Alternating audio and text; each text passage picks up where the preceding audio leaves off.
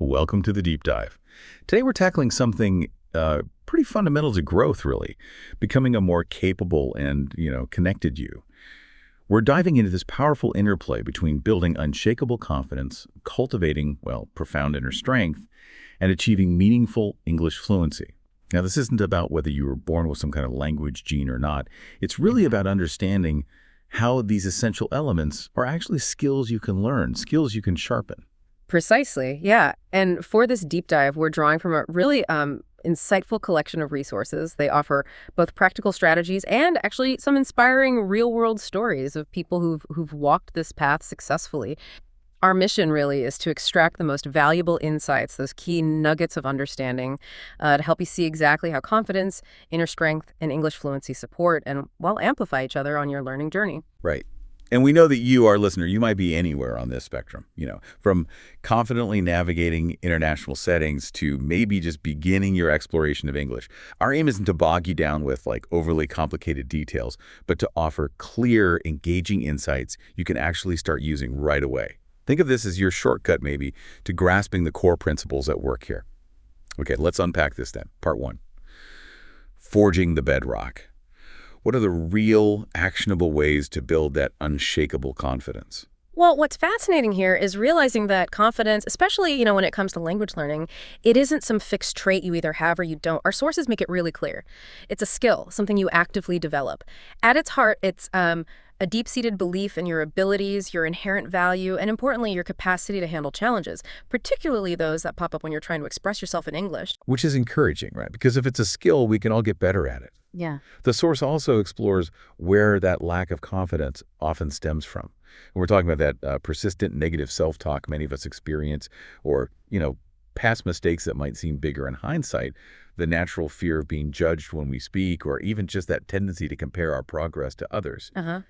It highlights how early experiences, even societal messages, can really impact how we see ourselves as language learners. That's such a crucial point. Recognizing those underlying causes is the very first step towards, rewriting that internal narrative. And the source offers some really practical strategies for strengthening that confidence muscle. One technique that stands out is actively challenging negative self-talk. It encourages you to really examine those critical inner voices. Ask yourself, what's the actual evidence for what they're saying? What's the evidence against it? What's a more balanced and realistic way to view this situation? For example, instead of just thinking, I always make grammar mistakes, maybe try to identify which mistakes you tend to make and focus on learning those specific areas. Exactly. And I really like the emphasis on setting small, achievable goals. It makes perfect sense that confidence grows as we see ourselves succeeding, even in small ways. The source suggests breaking down those big, sometimes overwhelming aspirations into much more manageable steps. Right. So instead of just saying, I want to become fluent, maybe you set a goal to learn 5 new English words this week and, use them in conversation. Or maybe understand the main points of a short English news clip. Each little victory builds that sense of, okay, I can do this. Precisely. It's about building that sense of self-efficacy, that internal feeling of I am capable. And then there's the idea of gradually stepping outside your comfort zone. This doesn't mean throwing yourself into a situation that feels completely overwhelming, no, but intentionally engaging in activities that feel just a little bit challenging. Yeah. That could be something as simple as, asking a question in English during an online meeting, ordering food in English at a restaurant, maybe just leaving a comment in English on a social media post. Each positive experience kind of expands that comfort zone and builds your resilience. And it's so vital to practice self-compassion throughout this process, isn't it? The source reminds us to treat ourselves with the same understanding and kindness we'd offer a friend who's facing challenges, acknowledging those imperfections and setbacks as just a natural part of learning rather than, some sign of personal inadequacy. That's right. And actively focusing on your existing strengths can provide a significant confidence boost. While it's natural to want to improve where you feel less proficient, Consciously doing things that highlight your talents can give you that much-needed positive reinforcement. And I found the point about body language really interesting, how simply standing taller, making eye contact, adopting open postures can actually influence how you feel internally. It even mentions power posing. Oh, yeah? Yeah, this refers to adopting open, expansive body language, even for just a few minutes. Research suggests it can actually lead to physiological changes that increase feelings of confidence. So maybe before an English conversation you're nervous about, try standing tall, shoulders back for a minute or two. See how it feels. Okay, here's where it gets really interesting for me. The source directly links confidence to language learning by bringing up Krashen's affective filter hypothesis. Could you explain what that means in a bit more detail? Certainly. Think of it like this. When you're feeling anxious, stressed, or lacking confidence, that's a high affective filter, it actually creates a kind of mental barrier. It hinders language acquisition. Your brain is so preoccupied with those negative feelings that it has a harder time processing and, well, absorbing new information. Okay. Krashen's theory suggests this filter of anxiety actually prevents language input from fully reaching the parts of your brain responsible for learning and outputting language. So by lowering that anxiety and building confidence, you're essentially creating a more receptive, more effective environment for language learning to actually happen. That makes perfect sense. It's like trying to learn something new while you're constantly worried about what everyone else is thinking. Exactly. And the source also touches on this fluency-first mindset. What's the main idea behind that? The core idea is, well, to prioritize getting your message across and understanding others, especially in the initial stages of learning, rather than striving for absolute grammatical perfection right from the start. The goal is effective communication. Worrying too much about every single grammatical rule can actually make you hesitant to speak at all, which, ironically, slows down your progress towards fluency. Right. It's about embracing communication as the primary objective. Okay, so we've laid a solid foundation for building confidence. Now let's delve into part 2, constructing that unseen fortress, inner strength. In this context, what exactly do we mean by inner strength? Well, the source defines inner strength, or resilience, as that crucial capacity to withstand, adapt to, and importantly, bounce back from adversity, stress, and the inevitable challenges that come with learning anything new, especially a language. It's important to differentiate it from confidence. While confidence is about believing in your abilities, inner strength is more about your ability to persevere and recover even when you encounter setbacks or feel discouraged. It's that inner backbone, that keeps you moving forward. So it's the inner backbone that keeps you going even when things get tough. Okay. And the source outlines some key pillars of this inner strength. What are some of the fundamental components? Yeah, it highlights several key pillars, things like emotional regulation, the ability to manage and respond to your emotions in a healthy way. Mindfulness and self-awareness, being present, understanding your own thoughts and feelings. Also, a positive mindset and optimism, maintaining a hopeful outlook even when facing difficulties. Effective problem-solving skills. Strong and supportive social networks, really important. And a sense of purpose, having those underlying values and goals that give meaning and direction to your efforts. Those all sound incredibly important, especially when tackling a long-term goal like language learning. It's a marathon, not a sprint, right? Absolutely. And just like confidence, the source provides techniques for cultivating these aspects of inner strength. What are some practical ways we can build this resilience? One key technique is practicing mindfulness and meditation. Even dedicating just a few minutes each day to focusing on your breath and being present can significantly enhance your self-awareness, improve your emotional regulation, make you less reactive to stress and frustration. Developing emotional literacy is also crucial, simply learning to identify, name, and understand your own emotions. The source mentions journaling as a valuable tool for this. Oh, interesting. Yeah, when you notice a particular feeling come up during your English learning, maybe take a moment to write about it. What triggered it? How does it feel? What might be a helpful way to respond? And I really like the idea of intentionally reframing challenges as opportunities for growth. Instead of viewing a mistake in English as like a personal failure, try to see it as valuable feedback, a chance to learn and improve. Asking yourself questions like, okay, what can I learn from this specific error? That can really shift your perspective, can't it? Exactly. Cultivating gratitude is another powerful practice for building inner strength. Regularly focusing on and appreciating the positive aspects of your life, including your progress in English, however small, can really shift your overall perspective and increase positive emotions. The source even suggests keeping a gratitude journal. Maybe jot down a few things you're thankful for each day.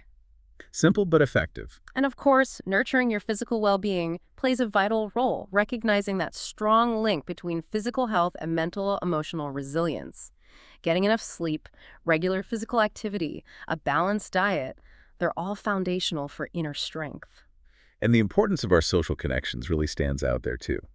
Building and maintaining strong, supportive relationships provides that crucial buffer against stress. It offers a sense of belonging, encouragement when you need it most. Plus, learning to set healthy boundaries, understanding your limits, being able to say no, sometimes when you're feeling overwhelmed, that's a key aspect of protecting your time, your energy, and ultimately your inner strength. Absolutely, and embracing imperfection, viewing failure as just an inherent part of the learning process, not some negative reflection on your abilities. And then there's the concept of acceptance, recognizing and accepting those things that are beyond your control. That can be particularly relevant in this sometimes unpredictable journey of language learning. Finally, the source emphasizes seeking meaning and purpose in what you do. Engaging in activities that align with your core values give you a sense of direction. So how does this inner strength directly tie into the process of learning English? Where's the connection? Well, it's the resilience, really, that enables you to persevere through those inevitable plateaus and moments of frustration that every single language learner experiences. Language learning isn't always a smooth upward curve. There will be times when you feel like you're stuck, not making progress, or when you keep making the same mistakes over and over. That underlying inner strength is what keeps you motivated, helps you bounce back from setbacks, and crucially, prevents you from giving up on your goals. And here, the source introduces the concepts of a growth mindset versus a fixed mindset. Could you elaborate on how these mindsets impact language learning and our inner strength? Certainly. A growth mindset, a concept championed by Carol Dweck, is the fundamental belief that your abilities and intelligence aren't fixed traits. They can be developed, improved through dedication, effort, perseverance. Yeah. People with a growth mindset tend to embrace challenges as opportunities for learning.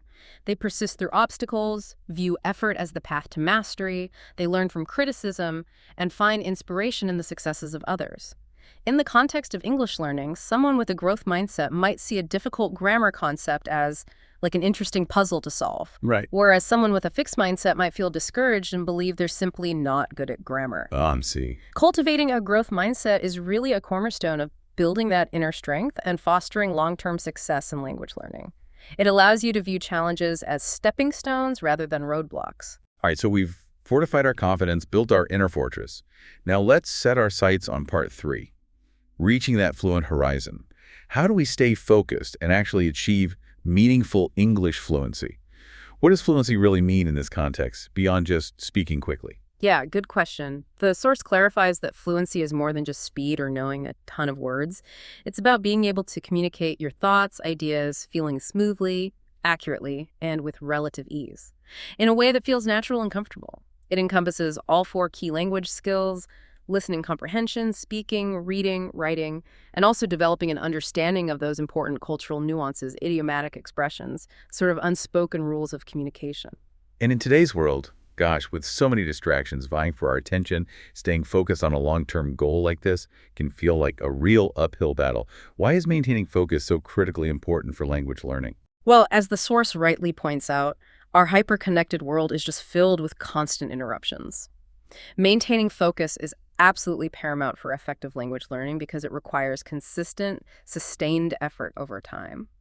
Without that focused attention during study sessions and practice, progress tends to be much slower, more fragmented, which can easily lead to feelings of demotivation and, the temptation to just give up. Makes sense. So what are some realistic and practical tips and tricks the source offers for staying focused and actually achieving that fluency we're aiming for? One of the most fundamental steps is to clearly define your why. What is your deep personal motivation for learning English? Is it for career advancement, for the joy of connecting with people from different cultures, for travel, maybe a personal intellectual challenge? Writing down your reasons, keeping them visible, can serve as a powerful anchor, a source of motivation when your enthusiasm starts to, dip. Okay, know your why. What else? And then it's about setting those SMART goals: specific, measurable, achievable, relevant, and time-bound. The source provides some great examples, like aiming to confidently hold a 15-minute conversation about your hobbies with a native speaker within, say, the next 3 months. Right, breaking down that big, sometimes nebulous goal of fluency into smaller, more concrete steps with clear timelines, that makes it feel much more attainable, doesn't it? Exactly. And the importance of creating a consistent study schedule, treating your English learning time like any other important appointment in your week. Definitely. Even short, focused daily sessions of, say, 20, 30 minutes can be far more effective in the long run than longer, more infrequent study periods. Consistency is key. Consistency, okay. Absolutely. And minimizing distractions during your dedicated study time is crucial. Turn off notifications on your devices. Find a quiet, dedicated learning space. Perhaps even utilize techniques like the Pomodoro technique, working in focused 25-minute intervals followed by short breaks. Pomodoro, right. And then there's the immense power of immersion, even if you can't physically be in an English-speaking country. The source suggests practical strategies like changing the language settings on your phone, your social media accounts to English, actively listening to English language music, podcasts, watching English movies, TV shows, maybe starting with subtitles in your native language, then progressing to English subtitles, and eventually no subtitles at all. And it really emphasizes the importance of practicing speaking right from the very beginning, not waiting until you feel completely ready or perfect. Yes. Even just talking to yourself in English, finding language exchange partners online. There are loads of platforms for that, joining English conversation groups in your community, and even the slightly daunting idea of recording yourself speaking to identify areas where you can improve your pronunciation and fluency. And focusing on communication as the primary objective, rather than getting overly fixated on every single grammar rule, especially in conversation. Native speakers make errors too. Good point. Learning vocabulary in context, seeing how words are typically used in phrases, complete sentences, and mastering common chunks of language, like frequently used phrases, collocations, words that naturally go together, idioms, that can make your spoken and written English sound much more natural and fluent. The source also highlights the value of actively working on your pronunciation. Clear pronunciation significantly impacts both your ability to understand others and your own ability to be understood, which in turn has a positive effect on your confidence. And a really crucial point that the source makes is, don't be afraid to make mistakes. It's such an integral, necessary part of the entire learning process. Absolutely, Sax. And actively tracking your progress, celebrating those milestones, no matter how small they might seem. That's so important for maintaining motivation, reinforcing positive habits.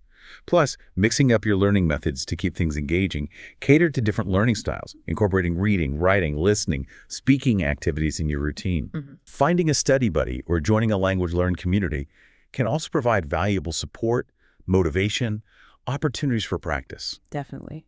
And finally, the source reminds us to be patient and persistent.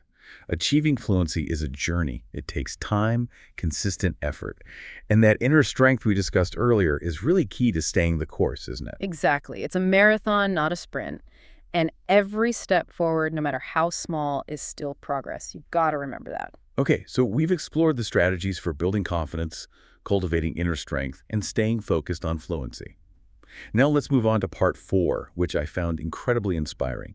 Echoes of success, these personal stories from around the globe.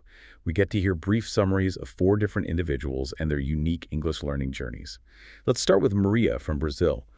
What was her main challenge, and what were the key strategies she used to overcome it? Yeah, Maria. She was a business professional, had a functional level of English for travel, but really lacked the confidence to use it effectively in her business dealings. She felt particularly anxious about making mistakes during important calls with international clients. Oh. Her primary strategy involved consistent daily speaking practice with language exchange partners online, and actively immersing herself in business-related English content, podcasts, articles, that sort of thing. The key takeaway from her experience was really the transformative power of consistent practice and intentionally confronting her fear of sounding, less than perfect, which ultimately boosted both her professional success and her self-assurance quite significantly. That's a fantastic example of how pushing through that initial discomfort can lead to really significant growth. Next, we have Kenji from Japan. He struggled with shyness and a fear of speaking out loud in English. How did he address that challenge? Kenji, right. He was a software developer, strong reading and writing skills in English, but was really held back by his fear of public speaking. To tackle this, he joined a local Toastmasters club that had English-speaking groups. This provided him with a supportive, structured environment to practice his speaking skills in front of others. That's smart. Yeah, and he also found visualization techniques helpful mentally rehearsing successful speaking scenarios before his practice sessions. Kenji's story really underscores the impact of finding a supportive community and the personal triumph that comes from actively working to overcome a significant fear. He even went on to deliver a successful presentation at an international conference in English, which was a huge personal milestone for him. Wow, what an incredible achievement. It really shows the power of putting yourself in challenging situations, but with the right support system. Okay. Okay, next, we hear about Fatima from Egypt. She was learning English as she prepared to build a new life for herself and her family in Canada. What were her main challenges and the approaches she found most helpful? Fatima faced, well, immense pressure, needing to learn English quickly to navigate daily life, support her children in their new environment. She enrolled in English language classes and made a conscious effort to focus on practical, everyday English, the stuff she would immediately need for tasks like grocery shopping, doctor's appointments, communicating with her children's school. Very practical. Exactly. And a particularly heartwarming aspect of her story was how she made English learning a family activity. Using children's books and shows to learn alongside her kids, celebrating even small victories together. Her deep inner strength, really fueled by her determination to create a good life for her family in Canada, was a powerful driving force in her progress. That's such a wonderful example of how a clear and compelling why can just fuel that perseverance. And finally, we have Piotr from Poland. His primary motivation for learning English stems from a deep passion for history. How did this intrinsic motivation play a significant role in his journey? Piotr's love for history led him to immerse himself in English language academic articles, historical lectures, online areas that genuinely fascinated him. Because he was so intrinsically motivated by the content itself, the process of learning the language felt less like a chore, and more like a way to access knowledge he was really eager for. Right. The language became the tool, not just the goal. Precisely. And as he realized he could understand complex historical information directly in English, his confidence grew significantly. Piotr's story beautifully illustrates how a strong intrinsic motivation can be a powerful engine for language learning, and how the inner strength developed through dedication to a subject you love can positively influence other areas of your life, boosting professional confidence as well. These personal stories really bring the concepts we've been discussing to life, don't they? Despite their diverse backgrounds and individual motivations, there seem to be some clear, common threads running through their experiences. Absolutely. They all underscore the significance of having a clear understanding of your personal reasons for learning that why, putting in consistent effort over time, intentionally stepping outside of your comfort zone to practice, and cultivating that inner resilience to navigate the inevitable challenges and setbacks. They serve as powerful, relatable reminders that achieving meaningful English fluency is a very real possibility for anyone who approaches it with the right mindset and strategies. Okay, so we've explored confidence, inner strength, and fluency as individual components, and we've heard these inspiring real-world examples. Now, in Part 5, the source really brings it all together, emphasizing how these three elements work in synergy as a unified goal. Can you explain that crucial interconnectedness? Yeah, what's truly fundamental to grasp here is that these aren't isolated aspects of your learning journey. They are deeply interconnected, constantly influencing one another in a reciprocal way. Okay. For instance, as you build your confidence through small successes in English, you become more willing to practice, to engage with the language, which in turn leads to greater fluency. Right. That increasing fluency then further boosts your confidence and strengthens your belief in your ability to learn. Simultaneously, your inner strength, that resilience you cultivate, it sustains your motivation over the long haul. It helps you persevere through challenging periods, setbacks, which ultimately contributes to your continued progress and fluency. And it feeds back again. Exactly. And as you achieve milestones in your English learning, overcoming obstacles, seeing tangible results, that process itself builds both your confidence and your inner strength. It creates this really positive upward spiral of growth. It's a virtuous cycle. So learning English isn't just about acquiring a new linguistic skill, it's also a profound journey of personal growth and development. That's what I'm hearing. Precisely. It inherently involves building discipline, fostering courage to step outside your comfort zone, cultivating resilience in the face of challenges, qualities that extend far beyond just language acquisition. They can positively impact numerous other areas of your life. The source then effectively reiterates the core takeaways from each part. Confidence is actively built through consistent action, challenging negative self-talk. Inner strength serves as your essential anchor during difficult times. And fluency is the result of persistent, focused effort and a commitment to communication. And crucially. And crucially, these three pillars don't exist in isolation. They continuously support and reinforce each other in an ongoing cycle of personal and linguistic development. The success stories we heard are powerful illustrations of how ordinary individuals, through dedication and the right mindset, can make extraordinary progress. And what's the final encouraging message that the source leaves us with? It powerfully emphasizes that the vision of an unshakable fluent you is not some distant, unattainable ideal reserved for a select few. It's a very real, achievable possibility for anyone who approaches the journey with consistent dedication, a strategic mindset, and the right tools and techniques. It ultimately encourages you, our listener, to take that important first step, however small it might seem, and to actively begin your own transformative journey towards greater confidence, inner strength, and English fluency. So as we wrap up this deep dive, we've explored how confidence, inner strength, and English fluency are not separate destinations, but deeply interwoven pathways. Pathways on the journey to becoming a more capable, more connected version of yourself. Progress in any one of these areas inevitably strengthens the others, creating a powerful, self-reinforcing cycle of growth. Mhm. And to leave you with the final thought to consider, take a moment to reflect on how actively cultivating these inner qualities, that unshakable confidence, that profound inner strength while you are on your English learning journey, how that can create ripples of positive impact that extend far beyond just your language skills.